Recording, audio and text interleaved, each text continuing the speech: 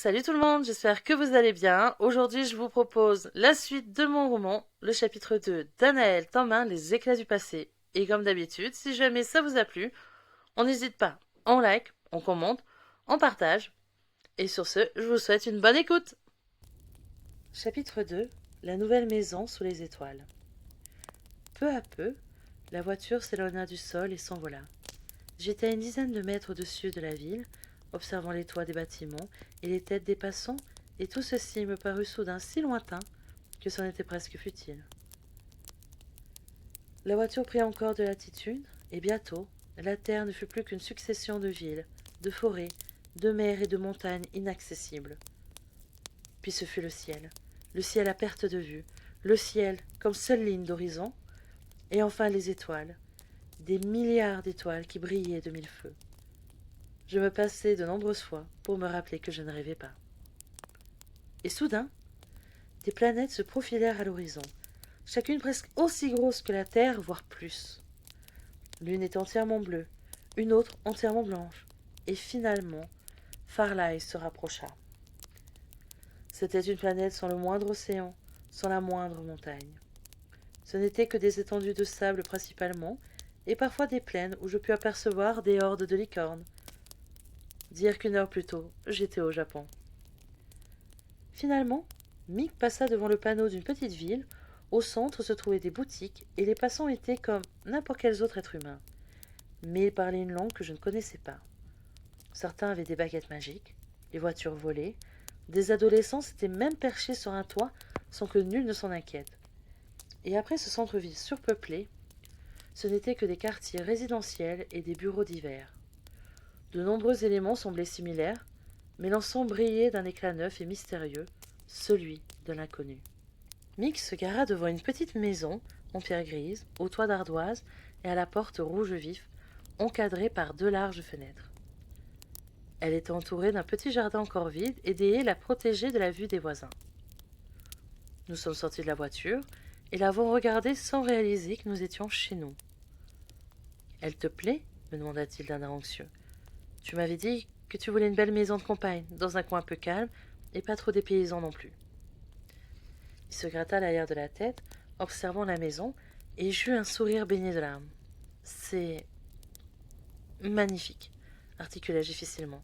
« Tout ce dont j'ai toujours rêvé. » Dès que je passai la porte, je sentis que j'allais avoir du mal à cesser de pleurer. J'avais dit un jour à Mick que dans ma maison de rêve, il y aurait un porte-manteau jaune et un grand placard à chaussures bleues. C'était chose faite. Je lui avais ensuite dit vouloir une cheminée et une immense bibliothèque. À gauche de l'entrée se trouvait un canapé en cuir moelleux qui faisait face à une cheminée imposante entourée de deux bibliothèques. Un escalier, sous lequel se trouvait le porte-manteau et le placard à chaussures, séparait la pièce en deux parties. De l'autre côté, il y avait une grande cuisine et une table en bois où pouvaient tenir 8 personnes. Je me hâtai de monter les escaliers pour découvrir l'étage, une grande salle de bain lumineuse et plutôt moderne, des toilettes séparées et 2 chambres cossues. Dans la mienne se trouvait un bureau avec un ordinateur, des placards faits sur mesure et une fenêtre juste au-dessus de mon lit.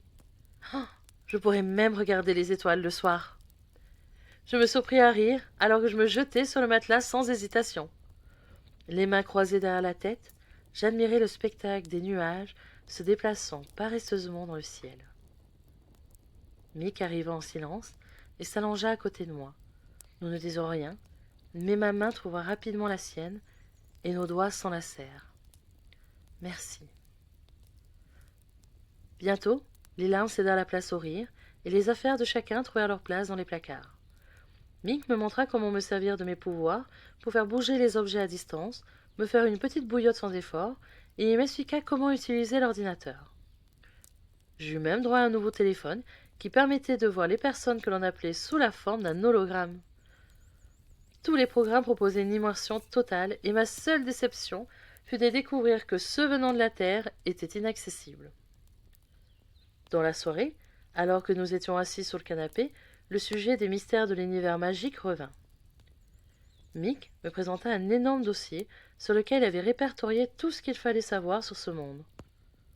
Il en profita pour me lancer un sort afin que je comprenne la langue de cet univers et sache la parler.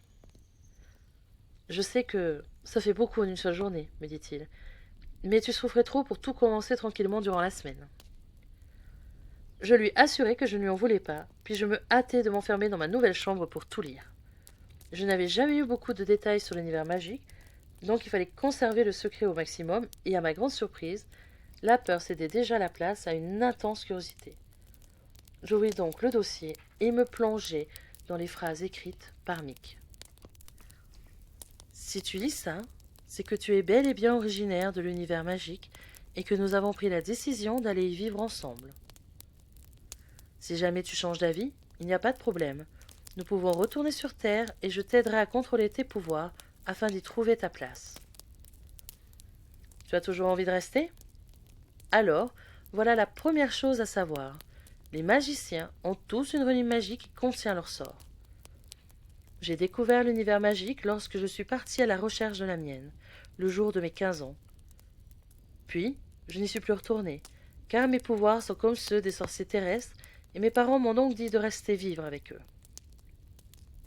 Les sorciers de l'univers magique, eux, doivent à leurs 15 ans se munir d'une baguette magique qu'ils sauront trouver d'eux-mêmes. Les fées, de leur côté, endurent une profonde souffrance d'une semaine qui mène à l'apparition d'une paire d'ailes où sont concentrés tous leurs pouvoirs. La magie est présente en chacun de nous dès notre naissance. Ainsi, les fées liées à la nature pourront faire faner des plantes lors de caprices enfantins, ou encore faire pousser des fleurs dans la paume de leurs mains. Pour toi, qui est de toute évidence une fée des éléments, cela se traduit par les changements météorologiques lorsque tu ressens une émotion forte. Cela peut être difficile à gérer parfois, mais seuls ceux qui possèdent beaucoup de magie créent des événements notables. Tu fais partie de ces personnes-là, et peut-être est-ce lié à ce bracelet que tu portes depuis que je t'ai trouvé à la porte de l'orphelinat. Je n'ai jamais osé te le dire, mais sa lueur n'a rien de naturel. Les sorciers et les magiciens ne sont pas liés à un élément particulier, mais certains excellent en potions, d'autres en médecine, et d'autres encore en sport. Les matières étudiées au lycée sont en lien avec ces spécialités. Durant la première année, tu suivras un cursus général, puis passeront des examens qui te permettront de te concentrer sur un thème spécifique, comme la littérature durant les 2 années suivantes. Les examens de fin de 3e année détermineront vers quelle branche de métier précise tu dois te tourner, et valideront ton apprentissage. En 4e et 5e année, tu effectueras des stages pour te préparer à ton métier. Le rythme scolaire alterne 3 mois de cours et 1 mois de vacances, puis 3 mois de cours et 1 mois de vacances, avant de finir par 2 mois de cours et 2 mois de vacances. Les journées sont assez courtes et les professeurs s'adaptent aux besoins de leurs élèves. Ici aussi, la majorité arrive à 18 ans. C'est pour cela que les 2 dernières années au lycée sont composées de stages un peu rémunérés qui permettent de s'habituer à un rythme de vie de travailleur. La rentrée se fera le 30 août. Vous aurez une épreuve le matin pour découvrir quelle école est faite pour vous, puis vous passerez la journée à découvrir l'établissement et une fête aura lieu le soir pour sympathiser avec tout le monde. Le lendemain, dimanche, sera une journée entière de repos. Tous les détails sont dans la brochure spécialisée que j'ai posée sur ton bureau. Les planètes sont toutes divisées en plusieurs pays, et chaque chef d'État obéit à la royauté suprême qui veille à maintenir la paix sur sa planète et à en donner une bonne image à l'étranger. Le couple Kim est à la tête de Farley, où nous vivons actuellement. C'est une planète au climat aussi tempéré que celui du Japon. Mais ici, il n'y a ni océan, ni montagne. Les villes et les villages ont été construits au milieu d'un désert de sable doré où semble briller un éternel soleil. Les vieilles traditions et les nouvelles technologies y cohabitent dans un mélange étrangement harmonieux. Je me languis d'ailleurs de te montrer tout ça. Shaeri, quant à elle, est la plus petite planète de l'univers magique et elle a été complètement vierge jusqu'à la création de 15 écoles. 5 pour la magie, 5 pour la sorcellerie et 5 pour la féerie. Durant 5 ans, les élèves ayant entre 15 et 20 ans y étudient la façon de développer leur pouvoir ainsi que le métier qu'ils veulent pour plus tard pouvoir aider leur peuple. Ils vivent en internat et la ville au centre possède tout ce dont ils ont besoin. Autour d'elle ont été créés un désert de sable, un désert de glace, un océan, quelques montagnes et une forêt. Ton nom figure sur les listes, donc tu y feras ta rentrée le 30 août. Mais ce qu'il ne faut pas oublier, Anna, c'est que les rois et reines suprêmes sont considérés comme des divinités. Des statues en leur honneur ont été érigées partout, et le peuple est prêt à tout pour eux. En venant ici, je ne te force pas à changer tes croyances religieuses, mais tu devras respecter les temps de prière devant les statues de la royauté suprême de Farlaï. Ce ne sont pas des êtres immortels, contrairement aux dieux terrestres, mais en chacun d'eux vit une part de divinité acquise en héritage par le Créateur de l'univers lui-même. J'ai appris, durant mes recherches, qu'une grande guerre a eu lieu récemment. Il s'agit en fait de la période la plus sombre de l'univers magique, et cela explique peut-être pourquoi nos parents ont voulu fuir. Une armée de rebelles avec des idées utopiques s'est formée dans les années 1850. Elle a été rejointe par l'homme sans visage, une fée dont on ne sait rien, si ce n'est qu'il a créé une potion d'immortalité et de ce fait a violé les lois de la nature. Il a également réussi l'horrible exploit d'être à la fois fée et magicien, car il a volé les pouvoirs de quelqu'un.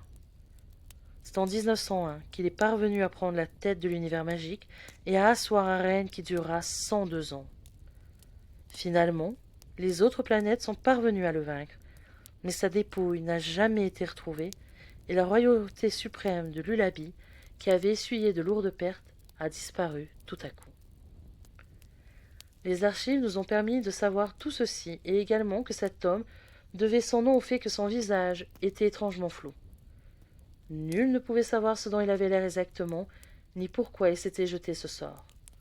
Quant à ses yeux, ils sont bondés à l'aide d'un ruban de soie. Les archives viennent des royautés suprêmes qui ont réussi à remettre les planètes en ordre en à peine 10 ans et à rassurer le peuple. Mais elles n'entrent pas dans les détails. Les survivants de cette période n'en parlent plus. Certains disent que ce monstre va revenir, d'autres qu'il s'agit d'un mensonge et qu'il faudrait être fou pour croire qu'il n'est pas mort. Après tout, devenir immortel est tout simplement impensable. Il faut bien que la nature reprenne ses droits. Ici, la mort naturelle survient environ 110 ans. On rejoint alors le royaume des morts, avec lequel nous n'interagissons pas beaucoup, mais qui existe réellement. L'homme sans visage doit donc être là-bas, n'est-ce pas? Cette période est truffée de moments flous, de combats sanglants, de héros, de traîtres, de légendes diverses. Les professeurs d'histoire en parlent peu, mais personne n'en parle beaucoup, car c'est interdit par toutes les royautés suprêmes. L'homme sans visage a été détruit, fin de l'histoire. Alors garde en tête que ce qui se tait est bien souvent dangereux.